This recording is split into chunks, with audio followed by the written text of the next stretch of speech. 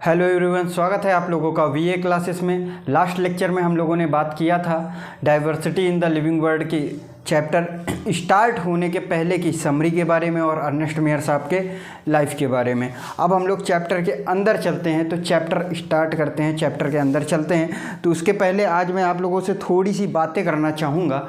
तो बातें ऐसी हैं कि जैसे आप लोग कहीं पे बैठे हुए हैं, आप लोग अपने चारों तरफ देख रहे हैं, कई सारे पेड़ पौधे हैं, कई सारे एनिमल्स हैं, मतलब कई अलग अलग प्रकार के मतलब पेड़ पौधे हैं जिनको देख के भी हमें आश्चर्य लगता है, और कई ऐसे एनिमल्स हैं जिनको देख के हमें आश्चर्य होता है। इतनी अमेजिंग डाइवर्सिटी है अपने चारों तरफ, मतलब देख के हमें एकदम आश्चर्यचकित हो जाते हैं, एकदम आश्चर्य लगता है हमें कि कितनी बढ़िया, वाह क्या अमेजिंग डाइवर्सिटी है अपने चारों तरफ। आपकी जानकारी के लिए बता दूं कि जो डाइवर्सिटी है हमारे लिविंग वर्ल्ड की, जो जीव जगत की डाइवर्सिटी है वो 17 से 18 लाख स्पीसीज़, 17 से 18 लाख टाइप की स्पीसीज़ अब तक खोजी जा चुकी है, अब तक डिस्क्राइब की जा चुकी हैं।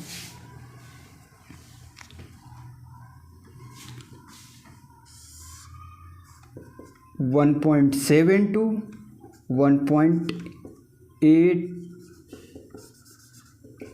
मिलियन, ठीक है, 1.7 to 1.8 मिलियन टाइप की स्पीसीज़ अब तक डिस्क्राइब की जा चुकी हैं, जिसमें से जो आपके प्लांट्स हैं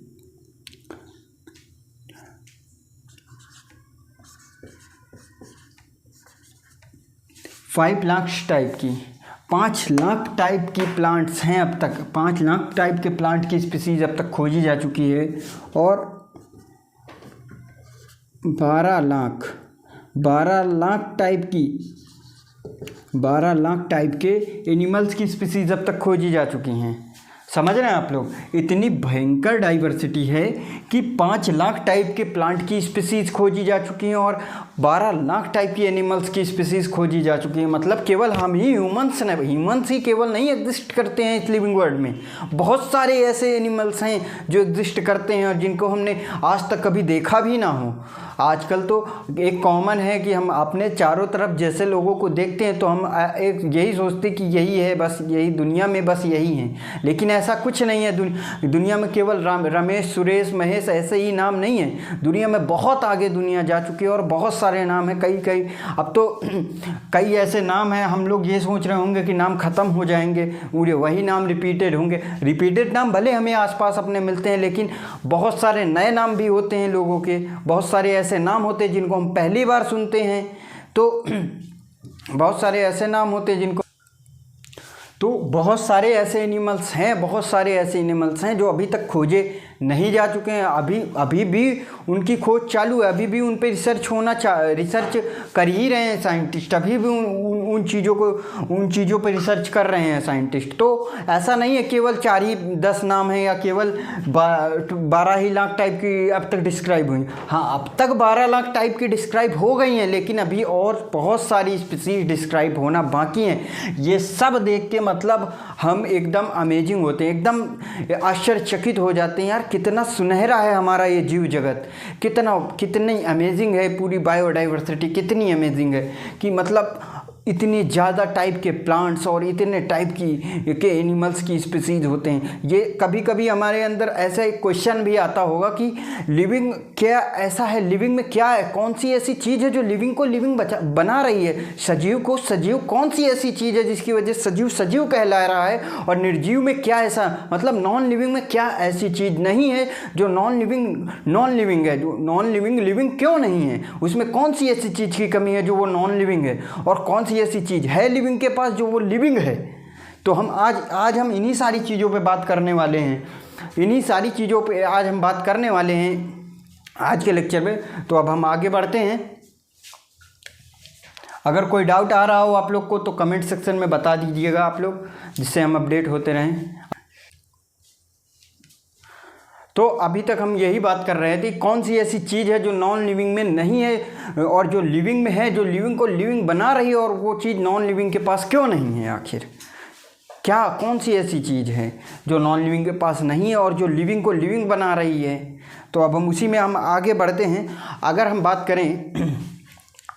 करें कि आप अपने रूम में अकेले बैठे हों, ठीक है, तो आपको क्या लग रहा होगा कि आप रूम में अकेले ही बैठे हो, आप सिंगल स्पीसीज आप रूम में अकेले बैठे हुए हो, आपको यही लग रहा होगा। लेकिन नहीं भाई मेरे भाई, ऐसा नहीं है। जीवन हर एक जगह है। जीवन आप जहाँ सोच सकते हो वहाँ भी जीवन, और आप जहाँ नहीं सोच सकते वहाँ भी जीवन। 100 डिग्री वाटर आप बॉईल करने के लिए रखो, जिसमें आपका हाथ ना जा रहा हो, 100 डिग्री सेल्सियस पे उसको बॉईल कर लो, लेकिन फिर भी उसके अंदर एक्स्ट्रीमोफाइल आर्कीबैक्टीरिया उसके अंदर आज ब्लू है पानी पानी कर रहा होगा।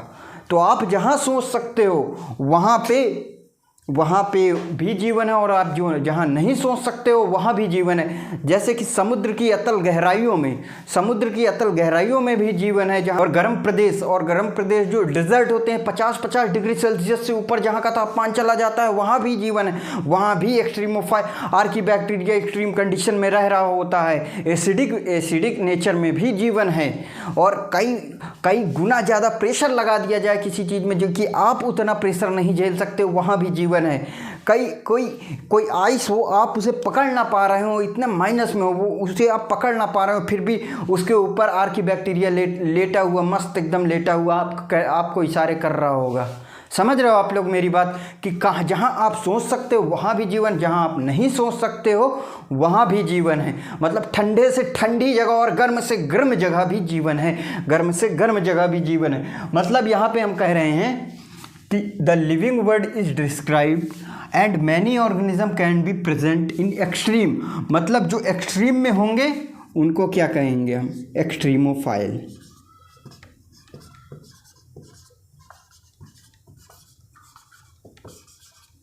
एक्सट्रीमोफाइल्स, ठीक है। और अब आप लोग बताइए कि एक्सट्रीमोफाइल्स मीन्स होता क्या है। जैसे कि कल हम आप लोगों को जब बायोलॉजी की डिफिनेशन बता रहे थे तो हम कह रहे थे आपसे कि बायोलॉजी में कोई भी वर्ड पकड़िए और उसका पोस्टमार्टम कर दीजिए, मतलब उसकी डिफिनेशन आ जाएगी, तुरंत ही उसका अर्थ पता लग जाएगा। एक्सट्रीम का मतलब होता है हार्श, ठीक है, हार्श कंडीशन, हार्श कंडीशन। और फाइल्स का मतलब लव, ठीक है। फाइल्स का मतलब लव या लविंग।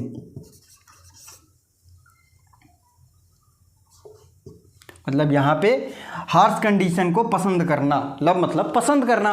तो हार्श कंडीशन में जो ऐसी स्पीसीज जो हार्श कंडीशन में रहना पसंद करते हों, मतलब जो हार्श कंडीशन में रहते हो, हार्श कंडीशन मतलब बहुत ही ज़्यादा गर्मी या बहुत ही ज़्यादा ठंडी, मतलब एकदम हार्श कंडीशन हो, एकदम जैसे टेम्परेचर बहुत ज़्यादा है कहीं का, वहाँ पे भी है कोई ना कोई, और कहीं का टेम्परेचर माइनस में है, वहाँ पे भी है कोई ना कोई, एसिडिक नेचर में भी है कोई ना कोई, प्रेशर जहाँ पे बहुत ज़्यादा है वहाँ पे भी है कोई ना कोई, मतलब एकदम एक्सट्रीम कंडीशन, एकदम हार्श कंडीशन में।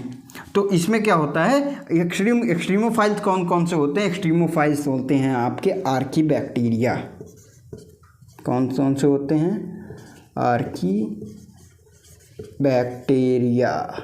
ये आपके कहाँ पाए जाते हैं? जहाँ टेम्परेचर आपकी सोच से भी ज़्यादा हो वहाँ पे भी, ठंड आपके सोच से भी ज़्यादा हो वहाँ पे भी, ठीक है, एसिडिक नेचर में भी, ठीक, एसिडिक और बेसिक नेचर में भी, ठीक है, जहाँ पे एसिडिक नेचर हो ज़्यादा हो वहाँ भी, और बेसिक नेचर भी, और बेसिक नेचर में भी, ठीक है। और प्रेशर जहाँ पे इतना प्रेशर आप ना झेल पा रहे हो वहाँ पे भी, और बहुत सारी जगहों पे ये आर्कीबैक्टीरिया पाया जाता है, ठीक है। तो आपको ये तो पता लग गया होगा कि जो डाइवर्सिटी हमारी कितनी बड़ी डाइवर्सिटी है, कि आप ने ये सोच लिया आज कि जहाँ आप सोच सकते थे वहाँ भी जीवन, और जहाँ आप नहीं सोच सकते थे वहाँ भी जीवन है, ठीक है। तो मतलब इतनी अमेजिंग डाइवर्सिटी है हमारी, आपको ये बहुत आश्चर्यचकित कर रही होगी। तो हम लोग अब आगे बढ़ते हैं। तो आप किसी के साथ समुद्र किनारे पहाड़ी क्षेत्र में बढ़िया समुद्र है, वहाँ पे पहाड़ हैं, वहाँ पे बढ़िया बढ़िया फूलों की घाटियाँ लगी हुई है, बढ़िया हरियाली है, आप वहाँ पे गए किसी के साथ, ठीक है, वहाँ की खूबसूरती देखने आप किसी के साथ गए। तो आप अब जहाँ आप सोच रहे हैं कि इनके साथ गए, उनके साथ गए, उनके साथ नहीं भाई, आप किसी मित्र के साथ गए, ना कि महिला मित्र के साथ गए। नहीं तो आप उनकी खूबसूरती देखने में लग जाएंगे, आपको नेचर की खूबसूरती देखनी है वहाँ पे जाके, समझ रहे हो। तो आप वहाँ पे गए, आप बैठे हैं एक किनारे, तो आपने दौड़ते हुए घोड़ों को देखा, उनकी खूबसूरती आपने देखा, क्या आपको एकदम आश्चर्य हुआ दौड़ते हुए घोड़ों को देखकर। तो आप वहीं पे बैठ के सोचने लग गए कि मान लो कि समुद्र में शार्क निकल आए, समुद्र के अंदर से शार्क निकल आए तो कैसा होगा। तो आप सोच रहे हैं कि उसी में शार्क अटैक कैसे करती होगी, उसको अटैक करने का प्रोसीजर, उसका अटैक करने का प्रोसीजर क्या होगा, शार्क का अटैक करने का प्रोसीजर क्या होगा, वो इतनी भयानक प्रेडिएटर बनी तो कैसे बनी, इतना इवोल्यूशन उसके अंदर कैसे आया। मतलब पहले तो वो किसी और तरीके से, पहले वो थोड़ा सिंपल रही होगी, फिर थोड़ा कॉम्प्लेक्स हुई, फिर थोड़ा और कॉम्प्लेक्स, इवॉल्व होती गई। वो शार्क जो है इवॉल्व होती गई। जैसे हम लोग नहीं किसी नए माहौल में जाते हैं, पहले थोड़ा शांत रहते, फिर धीरे धीरे खुलना शुरू करते, धीरे धीरे हम लोग उसी माहौल में इवॉल्व होते हैं, मतलब इवोल्यूशन हो रहा। मतलब शार्क कैसे इवॉल्व हुई और कैसे उसका प्रोसीजर क्या है अटैक करने का, उसका प्रोसीजर क्या, इतनी भयानक वो प्रीडिएटर कैसे बनी। और वहीं पे साइड में एक खूबसूरत घाटियाँ, वहीं पे साइड में फूलों की खूबसूरत घाटियों को देख के मतलब कभी कभी एकदम आपको आश्चर्यचकित होते हैं, और कभी कभी एकदम ऐसा डर सा लगता है कि आखिर ये सब है क्या, मतलब ये सब आखिर है क्या, कैसे ये सब हो कैसे रहा है। ये सब कुछ नेचर है, ये सब कुछ जो है आपका डाइवर्सिटी है, ये सब कुछ आपका डाइवर्सिटी है, ये सारी चीज़ें आपकी स्पीसीज़ के अंदर हैं, ठीक है। तो ये सब देख के आप कभी कभी एकदम आश्चर्यचकित हो जाते हैं कि ये सब आखिर है क्या, और कभी कभी एकदम डर सा भी लगता है। तो मान लो कि अब हम बात करते हैं, तो अब हम अगले पॉइंट भी इसी में बात करते हैं। तो इकोलॉजिकल कॉन्फ्लिक्ट और कोऑपरेशन के बारे में अब हम बात करते हैं, ये लास्ट पॉइंट होगा, इसके बाद हम लोग आगे फिर बढ़ जाएंगे। कॉन्फ्लिक्ट और कोऑपरेशन की हम बात करने से पहले हम आपसे कहेंगे कि जैसे मान लीजिए एक रूम है, उस रूम में 500 लोग हैं, 500 लोग उस रूम में हैं और सब लोग हैं। तो आपको ये लग रहा है कि वो आपस में कंपटीट नहीं कर रहे। कॉन्फ्लिक्ट मतलब कंपटीट करना, ठीक है, किसी चीज़ के लिए कंपटीट करना, कॉन्फ्लिक्ट मीन्स। और लेकिन वो कॉन्फ्लिक्ट कर रहे हैं, वो 500 के 500 आदमी आपस में एक दूसरे से कॉन्फ्लिक्ट कर रहे हैं ऑक्सीजन के लिए उस रूम में, ठीक है। तो यहाँ पे जो हमारी डाइवर्सिटी है, इसमें सभी जीव आपस में, सभी स्पीसीज़, सारे एनिमल्स, सारी स्पीसीज़ आपस में कॉन्फ्लिक्ट कर रही होती हैं, एक दूसरे के लिए आपस में कॉन्फ्लिक्ट कर रही होती हैं, ठीक है। और आपको एक बात बता दें कि कोई भी स्पीसीज़ हो अपने आप को बचाने के लिए किसी भी हद तक जा सकती है, किसी भी हद तक इवोल्यूशन उसके अंदर हो सकता है, इवॉल्व अपने आप को वो कर सकती है, ठीक है। तो इसमें हम अगर बात करें कॉन्फ्लिक्ट की, तो अगर हम बात कर लें कॉन्फ्लिक्ट में भी, जंगल में आप लोग देखते होंगे, एक तो एग्जांपल दे दिया हमने आपको, एक रूम में 500 आदमी है, वो आपस में ऑक्सीजन के लिए कॉन्फ्लिक्ट कर रहे हैं, ठीक है। और कभी कभी कोऑपरेशन भी, कभी कभी क्या, अधिकतर हमेशा कोऑपरेशन भी करते हैं, एक दूसरे की मदद भी करते हैं। तो अब हम बात करें कॉन्फ्लिक्ट के बारे में भी, तो एक हम एग्जाम्पल और ले लेते हैं। जैसे एक लायन है, ठीक है, लायन कॉन्फ्लिक्ट कर रहा है, लायन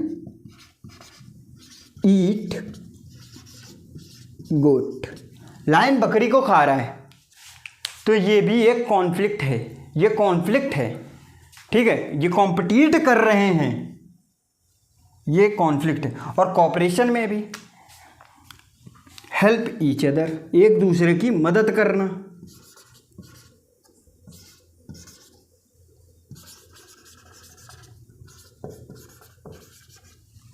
ठीक है, हेल्प ईच अदर, ये कोऑपरेशन में हो गया। और आपका कॉन्फ्लिक्ट में क्या हो गया कि एक रूम में कई सारे आदमी, 500 आदमी थे लगभग, वो सभी आपस में कॉम्पिटिट कर रहे थे, आपस में लड़ रहे थे ऑक्सीजन के लिए, कॉम्पिटिट कर, मतलब वो लड़ाई फिजिकल नहीं थी, लड़ाई कि सामने एक दूसरे को घूसा मार के सामने से हटा रहे हैं, ए हट तू हट मुझे ऑक्सीजन लेने दे, वो फिजिकल लड़ाई नहीं थी मेरे भाई, ठीक है। वो उस रूम में थे, उस रूम में ऑक्सीजन भी प्रेजेंट थी, लेकिन सब लोग आपस में कॉन्फ्लिक्ट कर रहे थे ऑक्सीजन पाने के लिए, ठीक। और इसी में कॉपरेशन की अगर हम बात करें, जैसे कि मेरा दोस्त आया, उसने मुझसे पैसे मांग लिए, ठीक है, हमने उसको दे दिया, वो एक कॉपरेशन हो गया, वो उनको कॉपरेशन हो गया, उनकी हमने मदद कर दी। एक दूसरे की मदद करना वो होता है आपका कॉपरेशन। तो अब हमने कॉन्फ्लिक्ट और कॉपरेशन के बारे में देख लिया, तो अब हम इसी में आगे बढ़ते हैं, अपने सेल के अंदर हम चलते हैं। सेल के अंदर क्या होता है कि मेटाबॉलिज्म, सेल के अंदर, हमारे सेल के अंदर मेटाबॉलिज्म चल रही होती है, ठीक है। एक साथ एक ही टाइम पे भतेरों रिएक्शन एक साथ एक ही टाइम पे चल रही होती है।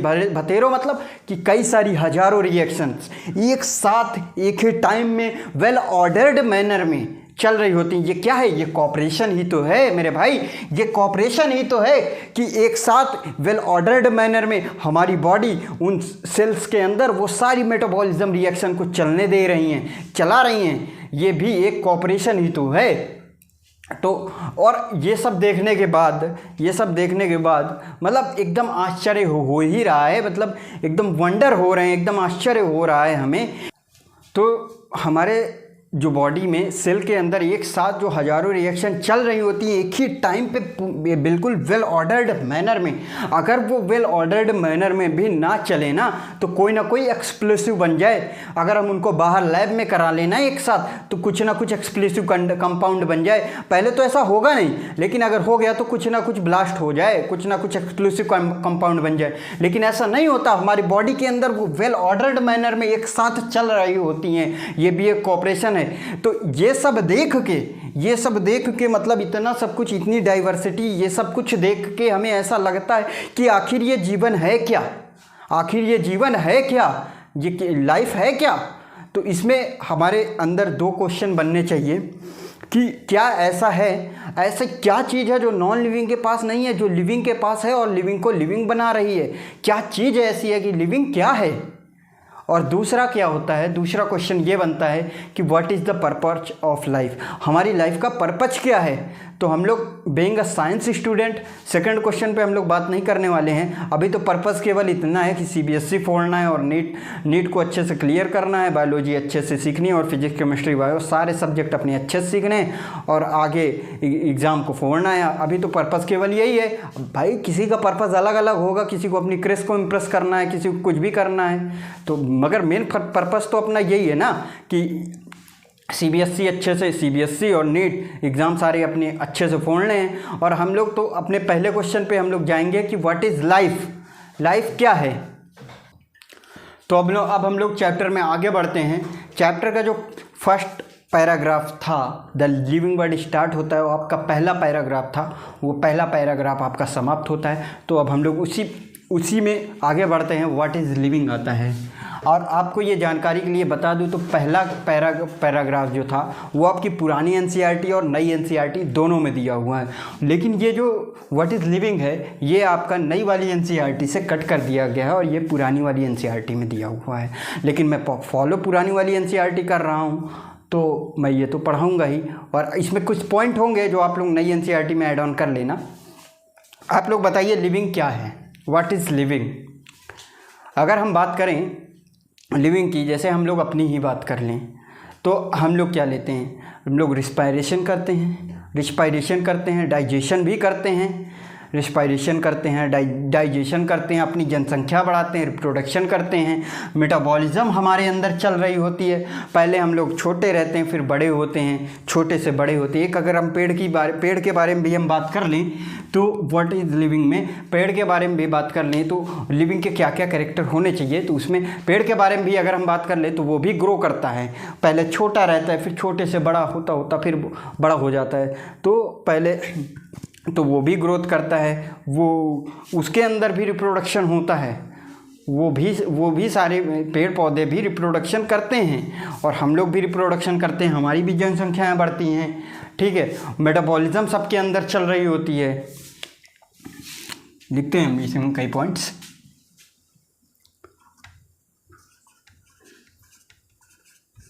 ग्रोथ करते हैं, रिप्रोडक्शन करते हैं, ठीक है। मेटाबॉलिज्म सबके अंदर चल रही होती है,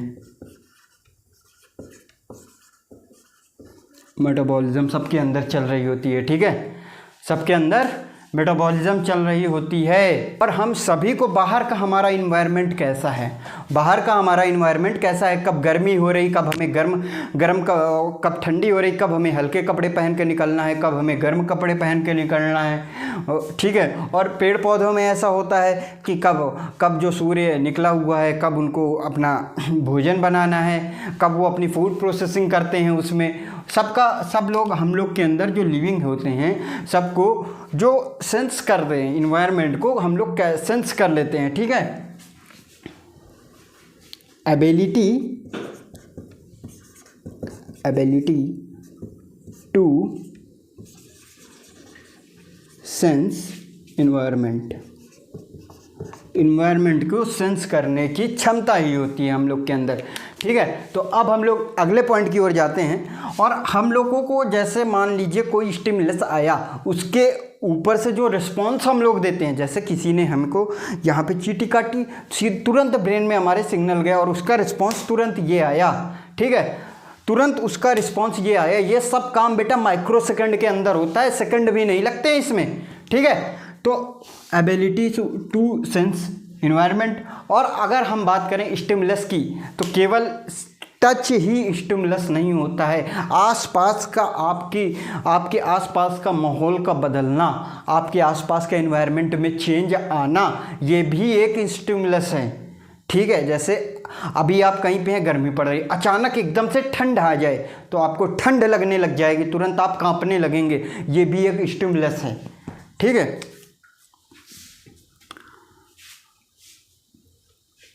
सूटेबल रिस्पॉन्स, स्टिमुलस का सूटेबल